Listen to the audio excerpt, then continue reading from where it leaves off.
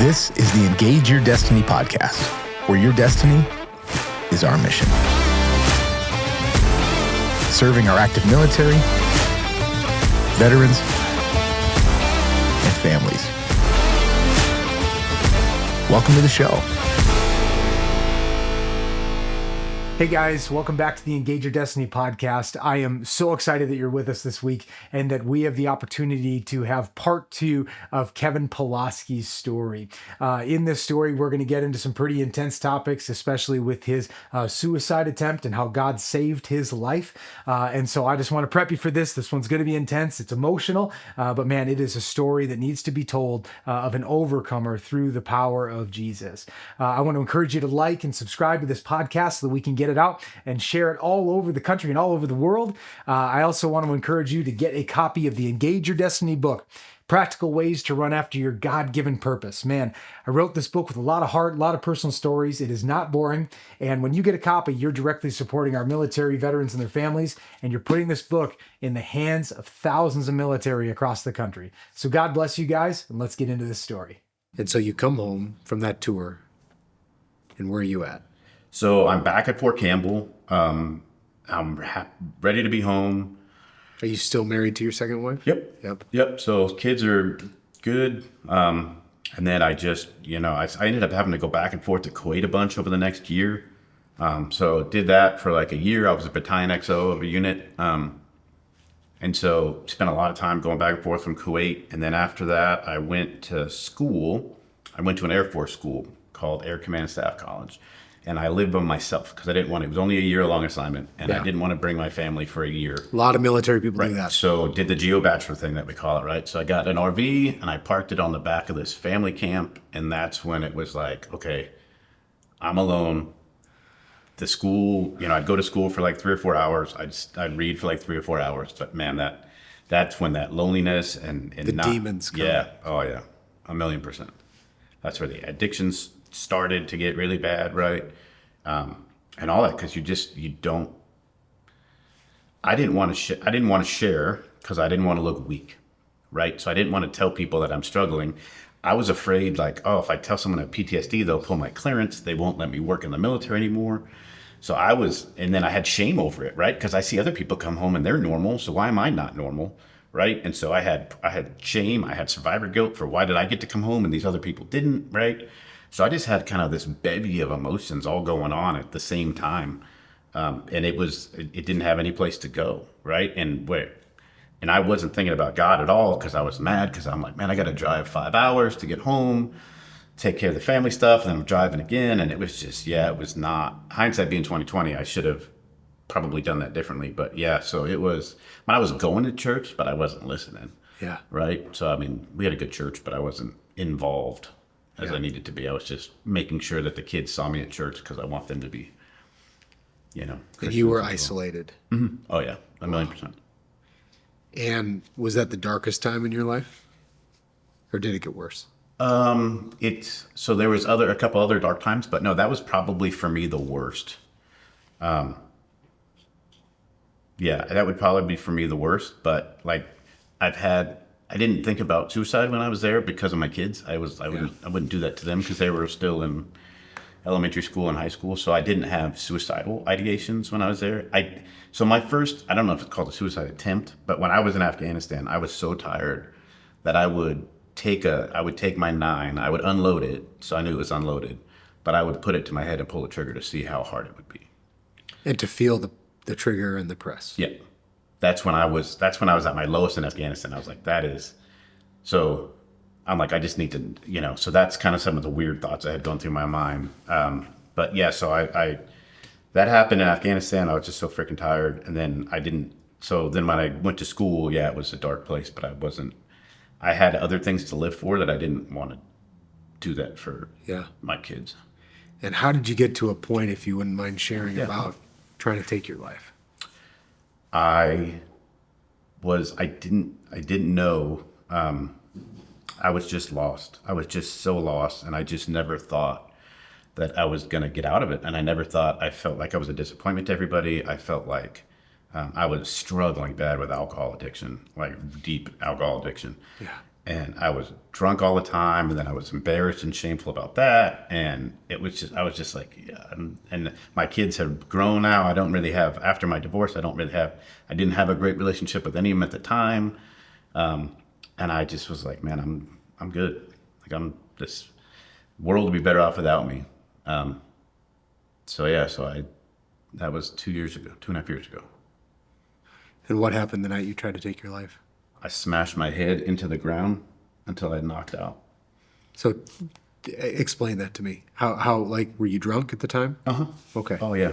And then you just began driving your head into what? Driving my head into a hardwood floor in my house. And then I sent a picture to my wife at the time of me in a pool of blood. And I was like, it's over. And then through the grace of God, people came and got me. And So your goal was to do that and bleed out and die. Yeah. Like I'm not a gun owner, and I wouldn't want to stab myself. So I'm like, I mean, that's just the irrational alcoholic though. That is like, okay, well, this seems like a good idea. Let's just smash our head into the ground, right? Wow. So you're lying there in a pool of blood, and how did your neighbors or friends find you? I texted a picture because I wanted them to know, like, hey, I'm gonna die. And so I texted a picture. I don't know if I still have it. I probably don't. But I had texted a picture, and so they came running over and saved my life. And I had 17 staples in my head. Wow. Lied about it to my work. Told them that I fell. Like, didn't tell anybody that it was a suicide attempt. I said, I told them I tripped over my dog. Because there was just a lot of shame in that as well, right? And still, that wasn't my wake-up point. It was just like, okay, well, this isn't good. Like, you got to do something. But I just couldn't get out of the cycle. What happened next? So I ended up, long story short, I moved to Detroit, and again, in a pretty intense battle with alcohol. And my body started to shut down, physically shut down, because of how much I was drinking. And so I couldn't drink alcohol because I would throw up. Anything I ate or drank, I would throw up. And so I went through horrible detox because I couldn't get alcohol. So I'm literally trying to pound vodka while I throw up on the ground, going through detox, doing all this. And so, and I was like, man, I'm going to die. Like, I'm going to physically die, and I need to get help. And so I randomly found a rehab facility on Facebook, and I called them and I said, do you take TRICARE? And the lady was like, I don't know, let me see. And so then this other really nice lady got on the phone, and she's like, we can take you. And I said, okay, I'll be there in 2 days. And if I wouldn't have done it, like if I wouldn't have done it, I would have never, if my body would have never been sick, I'd still be a raging alcoholic to this day. Your body just couldn't take it anymore. Couldn't take it anymore. Right. And so, and it was funny because, like, even when I got there, I get to rehab, and like 7 days into it, the lady was like, if you left tomorrow, would you drink? I was like, of course I would. Why would I not? Like, yeah, duh. It's what I do. Right. Yeah. But it was, I had to deal with shame and guilt and all that real stuff that I didn't deal with. Right. And so it took me a 35-day inpatient rehab facility where I did EMDR therapy. We did group therapies.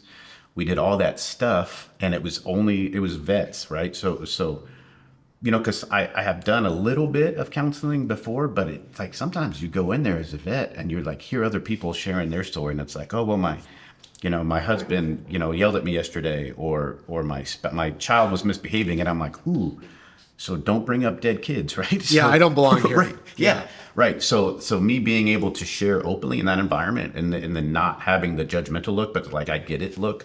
So for me, that was huge that I was able to be in that facility, and then I was able to get the help that I needed.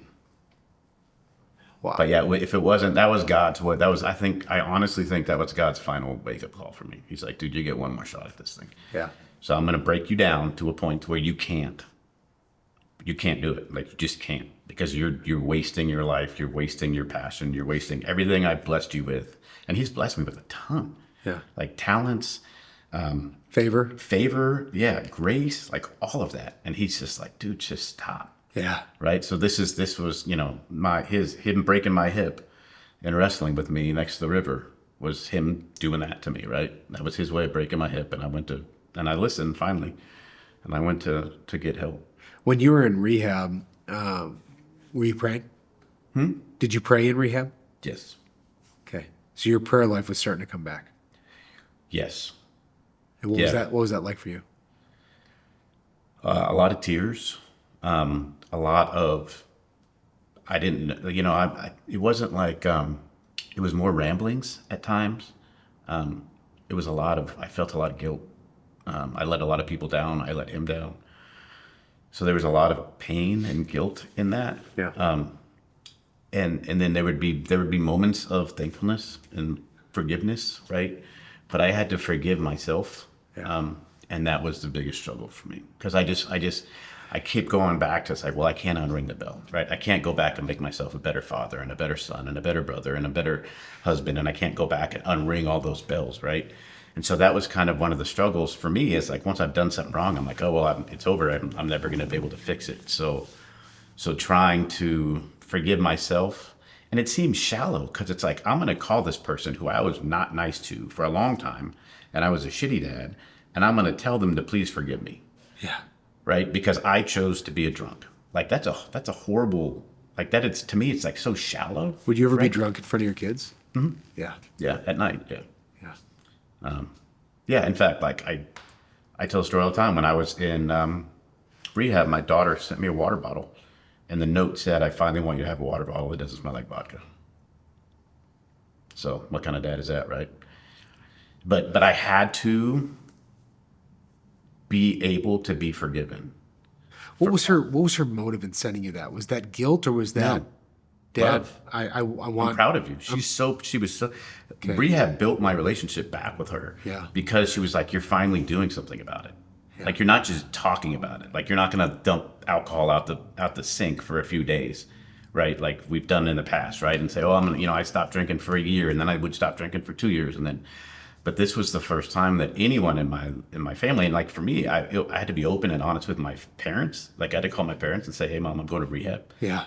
Like, I'm an alcoholic. Like, that was a hard conversation. That was a really hard conversation to have with my dad, because I just felt like this huge disappointment. Yeah. And I don't want to disappoint them. But yeah, so for me, that forgiveness is an understanding that there's going to be pain, and it's not quick, but I had to kind of forgive myself, which was hard, and I still struggle with that, right? Yeah. But trying. How was it for you with your daughter when you looked into her eyes and said, I'm sorry? Will you forgive me? It was hard. Yeah. Yeah. And I keep trying to do it every day. I mean, and we have, like I said, we have good times. I saw her over Christmas. Over Thanksgiving she came. And so we're just trying to be honest with you, I kind of avoid it a lot. I just try to make it as normal as we can. Yeah. But yeah, I mean, I had to tell her that I was sorry, and that your dad screwed up, and I'm going to try to be better and be patient with me. What was her response? Loving. She's a good kid. Yeah. So yeah, I think she has more faith in me than I do, to be honest with you. But I think she just wants me to be healthy and happy. Yeah. Right. And the same thing that we want for everybody, right? And she wants you healthy and around. happy too. Yeah. How's that feel to be wanted? Weird. Right? Weird. Did you feel wanted when you were in Afghanistan? No. Why? Because it was just, for me, it was just that constant level of like, what am I doing here? Yeah. Like, I show up here and I feel guilt. I've always been someone that kind of felt other people's guilt for them, because I'm like, oh man, there's like 5 people that work for me, and I can't believe these guys have to go through this stuff all the time. And so I would always focus on trying to make their lives easier and their lives better. And I've always tried. I suck at taking care of myself. I've always tried to been the one person that takes care of other people. Yeah. Because then I can go to bed at night and be like, oh, look what you did today. Checklist. You helped this guy and you helped that girl. So, good for you. And so, But yeah. do they really want me? Do Right. they really need me? There's a needing and then there's a wanting. For sure. My family needs me, but do they really want me? Right. Yeah. So coming out of rehab, what did you start to develop in your faith when it came to receiving forgiveness? Patience, which is, don't ever pray for patience. That's the worst thing you could ever do. But but yeah, so patience, and like it just goes back to like this. I just like when I think of Jesus, it's just this love, it's this light, it's this glow. He's like, look, man, I did, what I did on that cross was for old you and for new you. Yeah. Right. And it is a love that I can't explain to people. I can't, because it's just so amazing until you felt that love, like, you don't get it. Right. And so for me, it's just this, hey, you're not that bad. Like Jesus walking next to me being like, hey, Kevin, you're not that bad a dude. Like you made some mistakes, but you're okay. And you're going to be okay, right? You're going to be better. You're going to be a good dude again. You just got to stay with me. You got to stay patient. You got to do all that stuff, right? So that to me has been, a lot of my stuff is, worship music, and I do a lot of praying and try to, focus my time on God. But a lot of it is just me thanking him. My son said it best, Tony, my stepson, when we talked about prayer one time, and he was going to do a prayer for us at one of my change of command ceremonies. And I said, are you good, buddy? And he's like, I said, you going to write it down? He's like, no, Dad, I'm going to wing it. And I'm like, ooh, you think you should wing it? And he said, Daddy Kev, he said, if you don't know what to do when you're praying, just say thank you. And I was like, that's pretty profound. Yeah. So I do that a lot, man. I thank him a lot for. So you've got these kids that are wise, they're loving, they're forgiving. Yep. And you're a workaholic, full bird kernel, recovering alcoholic. Yep. You had to have taught them something good, right? Yeah. I mean, look so. at these Yeah, these kids that are showing up for you in a way that Oh, for sure. you have not been able to show up for them Yeah. until now as you're healing. Right. What do you think you were able to transfer into them in So the midst of your mess? Right. I think for me, I think they did see me show up for everybody else. I think they would have wished that I showed up for them more. Absolutely. But they saw me showing up. They knew that, like, they would know that if someone called their dad to go help somebody, that he would go and help it. Yep. Right? And we had periods of great, we would go and we would buy, a bunch of coats, and we would go hand them out to the homeless, and we would volunteer, and we would do church stuff together, right? And there were periods of my journey where it was good, and we were in church and we were volunteering, and they were seeing the positive side of that, right? So I think that there's some goodness in it. Yeah, but it really is everybody's own journey. And so I do. I think I'm hopeful that there are some, there are some good times and there's some bad times, obviously, but yeah, that they were able to at least. I mean, I showed up and I served every day, right? For 27 years. That's a pretty cool thing. And so I think there's some benefit in that. Absolutely. So right now, you're a part of PACOM. TACOM, yeah. TACOM. Yep. Which oversees what? So we say if a soldier can drive it, shoot it, or wear it, we sustain it. Drive it, shoot it, wear it, we sustain it. Yep. Wow. Yeah. So most of the maintenance stuff. Like we're the people when someone goes and orders a part, like when you go to the motor pool and you order a part, and you're like, it goes to some person that's wearing tennis shoes that's going to tell you whether or not you're going to get that part. We're those people. And you get it all over the world. Mm-hmm. And so on a day-to-day basis, what problems are you trying to solve? So currently we're trying to solve if we're going to go into another fight, how we can fix forward. So when we talk about maintenance, so if you think of a tank, there's certain things we used to be able to do when I was younger. We used to be able to fix certain parts of tanks, and we can't do that anymore. Yeah. For a bunch of different reasons. But we're trying to think through if we go to our next fight, which would be a near-peer competitor. We're assuming, right?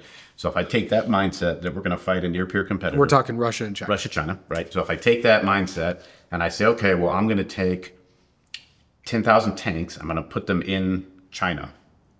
How do I fix them? How do I maintain them? How do I sustain them? Wow. And what are ways that we can, new, innovative, creative ways that we can determine, because, it's going to come on you faster than we probably know. And so we need to figure it out now, right? So there's a sense of, we got to make sure that we're moving out at a speed that is, because we don't want to be late to need. And maybe this is a relevant question, and maybe one you don't want to answer, but why would those countries want to go to war with us? So that's a great question, right? So why did Sparta go to war with Athens? Because one of them could only be Sparta, right? So it's, I forget the name of it, the Thucydides concept, which is basically military history concept, which says two great powers are always going to go to war at some point, because there can only be one great power. There can only be one great power. Right. So it's sheer happenstance that it would happen. Now, I hope it doesn't happen, right? And yeah, it would not. I don't know why you would want to come to war with us. Having seen the military might that we bring to people, I wouldn't want to go to war with us. How have you seen the technology advance even in the last few years? Yeah, it's crazy. So it advances so fast and it's hard because the Army is a bureaucracy by trade, right? Because we have to do contracting and we have to do, but by the time we build a system, like say you want to put a radio, we just built a brand new system. It's called the M10 Booker. It's a light tank, right? Well, we designed that system like 10 years ago to be built now, Wow. right? So it's hard for us by the time it takes us so long to kind of contract and build, which is good because we want there to be checks and balances in the process. We want to make sure it's a clean, good process. But it is hard for technology to come, like if you just walk up to me and said, oh, hey, Kevin, I got this coolest widget in the world, right? You should get it. Well, I can't just be like, oh, cool, I'm in the Army, I'm going to buy that widget, right? Yeah. I've got to test that widget. I got to contract it out. Does anyone else make that widget? So it's hard for the bureaucracy to catch up, but I think we're doing leaps and bounds I think we're understanding, like with AI is a great example, right? Everybody, that's the answer to the question when everyone says, what's the future of AI? I don't even know what that means, but yeah. So yeah, I think we're doing better with it because we're able to, and we're getting younger, and the younger generations are the ones that are developing that technology. Forward. Right. What do you think the future of warfare looks like? I think it's a lot of unmanned. I think it's a lot of drones. I think it's from everything that we do in the supply chain. I think it is unmanned. We're building unmanned trucks, right? We're building. So do I ever think it's going to be robot dogs fighting robot dogs? No. But I do think that there is going to be a much, much higher reliance on like non-armored vehicles. But at the end of the day, someone has to plant a flag and say, I own this piece of ground. A person does. Right, a person has. I mean, you can have a drone fly over the land, but until a person plants a flag and says, this is mine, it's not yours. Yeah. So at the end of the day, we're still going to need soldiers to go and Marines and airmen and all of them to go over there and do those things. But I do think that I think, network capability, how they're able to infiltrate all networks. I think that there's going to be a lot of cyber stuff that'll get done to like the banks. And so you'll have a lot more pressure on the homeland that you wouldn't have in like World War II, right? So now they're going to come after, I would, if I was them, I would come after my, the banking system, the power grid. I would try to, any of that stuff. I would try to impact that because really it's the will of the people, right? So you want to get the will of the American people to say, hey, we don't want to be there anymore. That's probably the only way they could win. Yeah.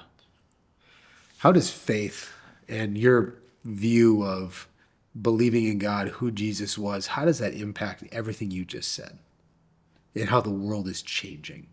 So for me, it doesn't. God made me this way for a reason, right? God made soldiers to be soldiers, right? And so I've never had a problem with, like, obviously death is horrible, but I've just always felt like this was kind of his calling in my life, is to do this job. Yeah. And I don't there's the old Billy Graham saying or story where he talks about at one point he just put the Bible open on a tree stump and was like, I don't understand all of this. Like, I don't get all of it, but I'm going to believe and have faith in it. So for me, the Bible is not a science book. It's not a rule book. It's not a history book. It's a love story from God to his people, right? Wow. From the first chapter to the last chapter, Jesus is in it. And that thing is, and if we try to read it as a history book or a science book, then you're just going to miss the point, right? Because that's not the point of the book.